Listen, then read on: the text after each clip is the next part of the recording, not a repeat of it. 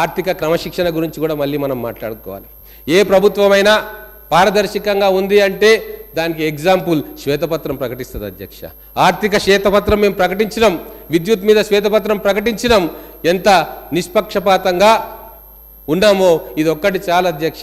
మా ప్రభుత్వం లైన్ ఎట్లా ఉండబోతుంది, మా ప్రభుత్వం భవిష్యత్తులో ఎటువంటి కార్యక్రమాలు చేస్తుంది, ప్రజాపాలన ప్రజా సంక్షేమమే దృష్టిగా మా పాలన కొనసాగుతుంది. దాపరికం ఉండదు. మాకు ఏ విషయం కూడా ప్రజలతో చర్చిస్తాం. ఈ అసెంబ్లీ సాక్షిగా నిర్ణయాలు ఉంటాయి. ఈ అసెంబ్లీ సాక్షిగా డిబేట్ జరుగుతుంది. ప్రతిపక్ష సభ్యులకు కూడా సముచిత సమయం ఇస్తాం, వాళ్ళకు కావాల్సినంత సమయం ఇస్తామని చెప్పి ఆ రోజు ముఖ్యమంత్రి గారు చెప్పడం జరిగింది. కానీ గతంలో ఏం జరిగింది అధ్యక్ష? ఎన్ని వందల దొంగ జీవోలు వచ్చినాయి. కుటుంబం కోసం కొన్ని జీవోలు, అధికారుల కోసం కొన్ని జీవోలు, ప్రజల కోసం కొన్ని జీవోలు, ఎవరికీ కనబడకుండా మాయమైన కొన్ని జీవోలు, ఇట్లా వేల జీవోలు ఆ రోజు ఎవరికీ తెలవకుండా ఇచ్చి ఎన్ని వందల ఎకరాల భూమిని హాంఫర్ట్ చేసిండ్రు అనేది కూడా లెక్కలు తేల్చాల్సిన సందర్భం ఇప్పుడు వచ్చిందని తెలియజేసుకుంటా ఉన్నా.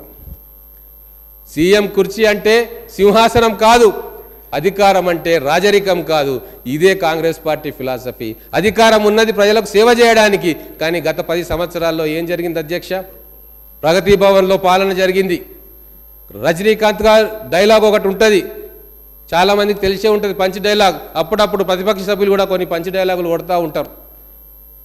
దేవుడు శాసిస్తాడు, అరుణాచలం పాటిస్తాడు. అక్కడ దేవుడు ప్రగతి భవన్లో శాసిస్తాడు, ఇక్కడ అధికారులు, మంత్రులు, ఎమ్మెల్యేలు, ఎంపీలు అందరూ కూడా పాటిస్తారు. అందుకే పరిపాలన ఇంత అగమ్య గోచరంగా తయారైంది. అందుకే ప్రజలు వాళ్ళని తిరస్కరించిండ్రు. అందుకే ఈరోజు ఒక పారదర్శక పరిపాలన, ఆర్థిక క్రమశిక్షణతో కూడిన పరిపాలన రావాలని చెప్పి మా ప్రభుత్వం కృషి చేస్తూ ఉంది.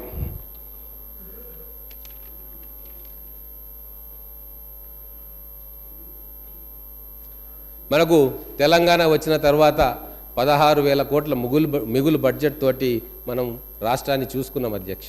ధనిక రాష్ట్రంగా మనం భావించుకున్నాం. కానీ 10 ఏళ్ల పరిపాలన తర్వాత ఈరోజు దాదాపుగా 7 లక్షల కోట్ల రూపాయలు ఈరోజు అప్పుగా మిగిల్చిపోయింది గత ప్రభుత్వం. మరి దీన్ని సమర్థించుకుంటూ కొంతమంది నాయకులు ఏమంటున్నారంటే మేము ఆస్తులను క్రియేట్ చేసినాము, సంపదలను పెంచుకున్నామని చెప్పారు. ఏం ఆస్తులు క్రియేట్ చేసినారు అధ్యక్ష? 1,00,000 కోట్ల రూపాయలు కాళేశ్వరం ప్రాజెక్టులో పెడితే ఆ మేడిగడ్డ బ్యారేజ్ మునిగిపోతా ఉంది. సుందిల్లా అన్నారం పరిస్థితి ఏముందో తెలియదు. అవా ఆస్తులు నిలబెట్టేదంటే కాంగ్రెస్ ప్రభుత్వం గతంలో నిలబెట్టింది అధ్యక్ష. 60 సంవత్సరాల క్రితం కట్టిన నాగార్జున సాగరము, 40 సంవత్సరాల క్రితం కట్టిన శ్రీశైలం ప్రాజెక్టు, 30 సంవత్సరాల క్రితం కట్టిన జూరాల ప్రాజెక్టు నిటారుగా నిలబడి కాంగ్రెస్ పార్టీ డెవలప్మెంట్ మోడల్ ఏంది అని చెప్పి ఈరోజు ప్రపంచానికి సగర్వంగా చాటుతుంది.